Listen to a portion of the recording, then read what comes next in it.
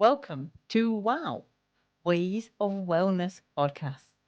Each episode, we are going to delve into the minds of wellness warriors from integrative doctors, alternative therapists, exercise gurus, movement masters, health and longevity experts. We're going to look at groundbreaking science and innovations to many humanitarian efforts and global change makers.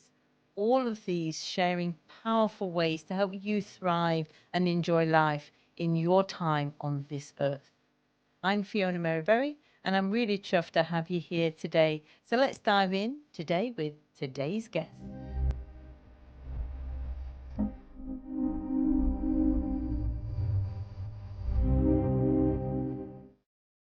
And today's guest is Helen Sweeney. Now, Helen Sweeney is a keynote speaker. Now, she's a keynote speaker because she has some really good things to say.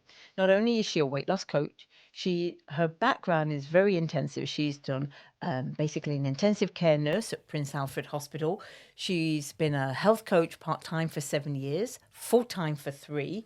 Her background's also quite unique in the fact that she's an art and design teacher.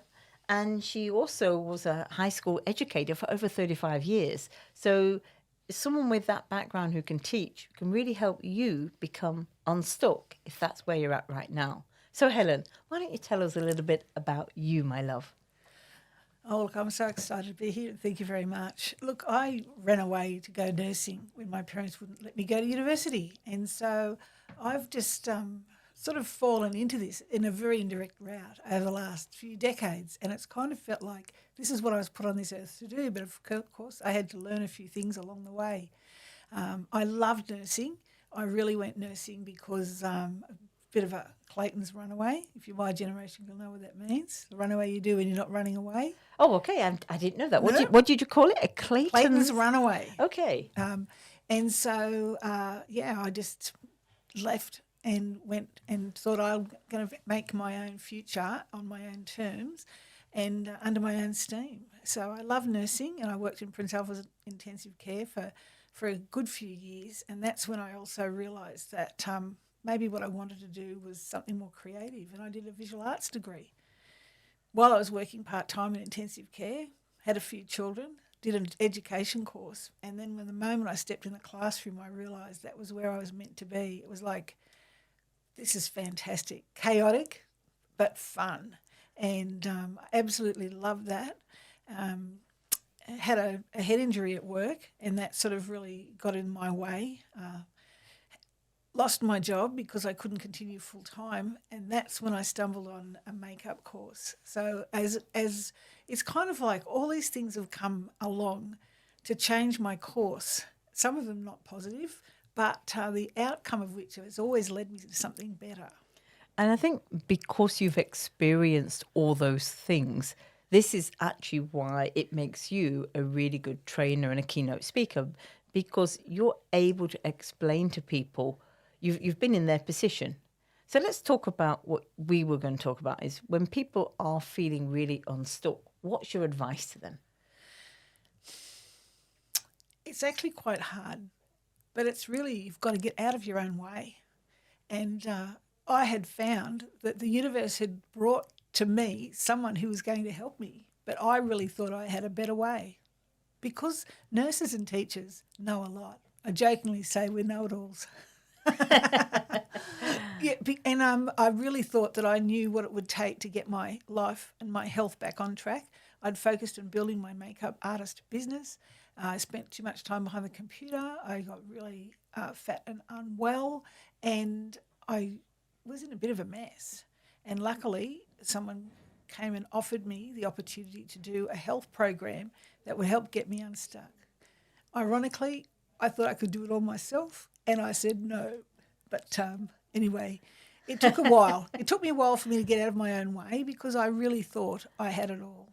Yeah. So when you say you really thought you had it all, because we've been there, we think we know everything, but we don't know what we don't know, do we? It's not until somebody shows you something and you think, I didn't know that, but we have to be open to wanting to know what we don't know, correct? That is correct. And I mean, I was 57 at the time when I had this epiphany, And it was very confronting. I had an experience where I was very down on myself and depressed and feeling miserable, and I flopped down in front of the telly with a big bowl of chips. And I looked at the screen. I thought, oh, wow, Mrs. Doubtfire's on. I love Mrs. Doubtfire. I thought, that'll cheer me up. And then I realised she was eating chips too. It wasn't Mrs. Doubtfire. It was my reflection in the big screen. We've all been there. Oh, We've all been there. well, I burst into tears and I sat and I waited and I realised no one was coming to help me. No one was coming to save me. So maybe I had to do something to get out of my own way. So, Helen, let's say we've got someone who's listening to this podcast. They're actually feeling stuck. Something is not right in their life. They thought they were going down the right path. How do we help someone who's actually feeling brave enough to ask for help? What do they do? Well, for a start, they could call me. I think that being open to finding options that you might not have considered before is really valuable. And it's very hard these days. I mean, even 7 years ago, we didn't have all these weight loss drugs. Every time you go to see a doctor, they go, oh, take this, take that. It will be 5 or 10 years before we see the collateral damage of all of the things that people are taking untested. But I had always thought that, well, maybe I have to have weight loss surgery. Maybe that's what I've got to do so I don't just keep getting bigger and bigger. But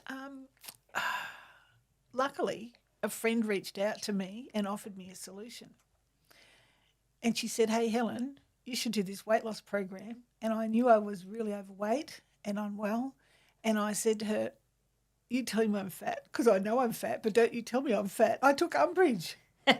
But isn't it the case that we want people to help us, but then we also don't want to hear what they've got to say? Oh, that's right. Bite the hand that feeds you. So anyway, luckily she didn't give up on me and she reached out every month.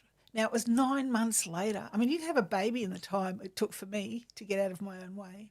I didn't have visible pants lines. I had visible fence lines because I'd been sitting on the fence for 9 months. And it wasn't until my washing machine broke down and it was going to cost me a certain amount of money.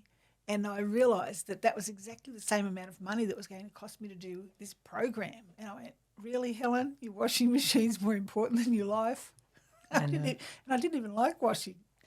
And you know what's also sad is we certainly wouldn't give a racehorse chocolate, fatty McDonald's food. And yet our body is as valuable, if not more, than a professional racehorse. Okay? But we still feed it that, don't we? Oh, that's right. My major food groups were champagne, chocolate, probably mud cake and Diet Coke. Anyway, I jokingly laugh. My husband's major food groups would be pizza and barbecue sauce. But when I put myself in the frame, I went, yeah, that's not going to get me in the long run. I mean, really, my body was like a clapped out old combi. If I was going for a road trip to the York Peninsula, it's not going to get me there. We might all love combis, but, you know, I would like to think that my body, although it might not look like a Ferrari at the moment, is running like a Ferrari, and I know it'll get me the distance. Pride is a big thing, though. Pride is a really important thing. And most of us, particularly independent women like you and me, we do find it hard to go and ask someone to help. Yeah. And mainly because it feels like you're giving control over. What would you say to those folk? I did find it really difficult, I have to say.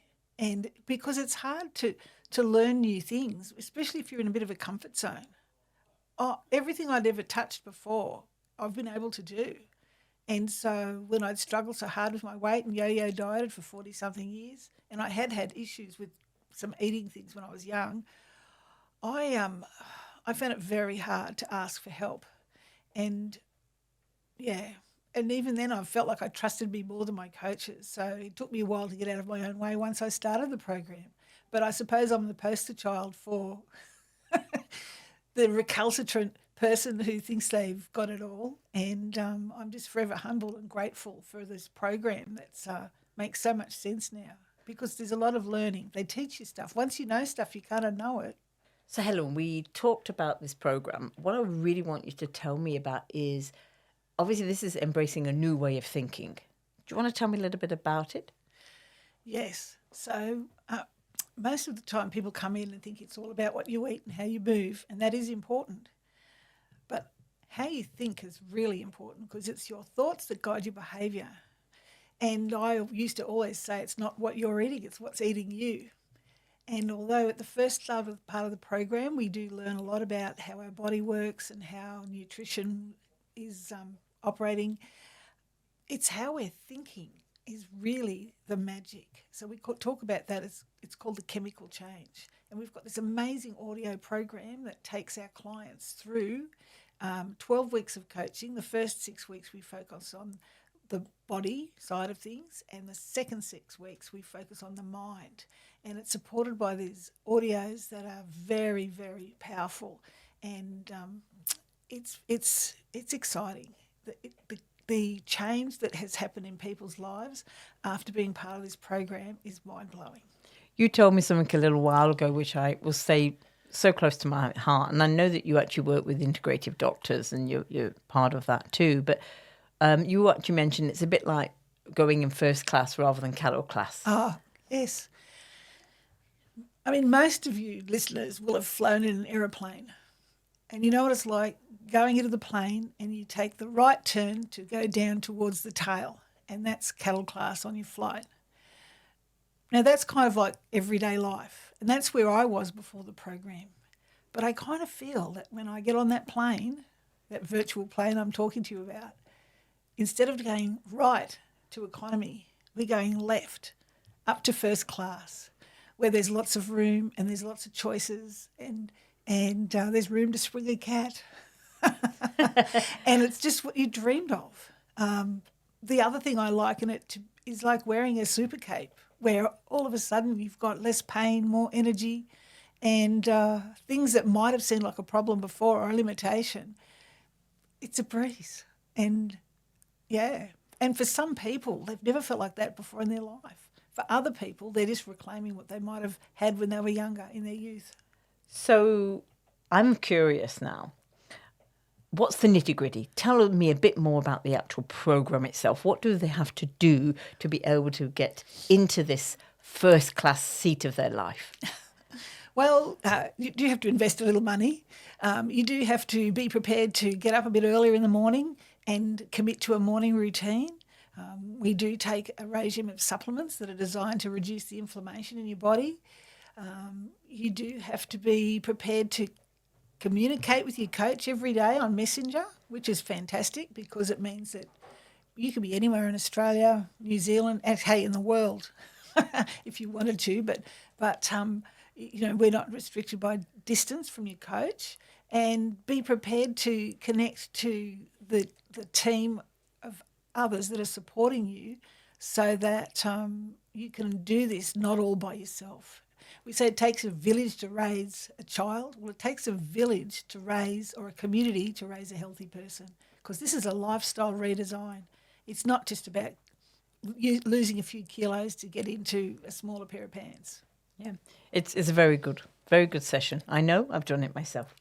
Another question I've got for you is, you do events on this weight loss coaching. Have you got any coming up shortly? Well, we have a new cycle starting, and that is exciting. I always feel energised when the new group starts, and we do have a walk we're doing at the Nepean River next Sunday, so that's in October. But we have them regularly each month, and really just connect with me, and I'll tell you when the next one is, because I'm not sure when you'll be listening to this program. And if someone wanted to connect with you personally, where should they find you? Well, I do have a Facebook page called HMS Active, but it turns out there's a British battleship called HMS Active. I know, I've been on it. So HMS stands for Helen McLean Sweeney. So you can look me up there. You can find Helen Sweeney on Facebook, and I'm always on there, much to my husband's disgust. There seems to be like a truckload of Helen Sweeneys, but I'm Helen Sweeney in hyphens Helen Smith, which was my maiden name. And, of course, my phone number will be below this podcast. Call me. Text me first and I'll call you back, because if you're prepared to have a conversation, you're clearly prepared to invest in yourself and get healthy. And what I love to finish on all of my podcasts is just a little something that's different about you. Tell me something that is personal about you, Helen. You make me laugh. My weapon of choice is a hockey stick. A hockey stick? A hockey stick. Yeah. If I had to go in a battle, I'd take a hockey stick. Look, on my school years, I loved playing hockey, and I often think we thought we were at St Trinity's at the time. It was Cheltenham Girls High, but yeah, a hockey stick. I'd be happy if I could, take on the world with a hockey stick.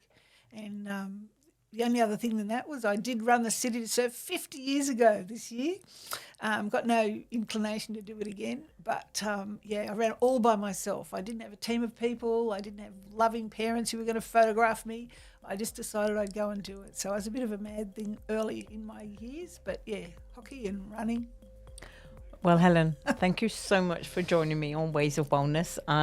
If you are interested, you're right now feeling a bit stuck in life, honestly, connect with Helen. Her number's going to be in the podcast. You'll see her email address. Connect with her.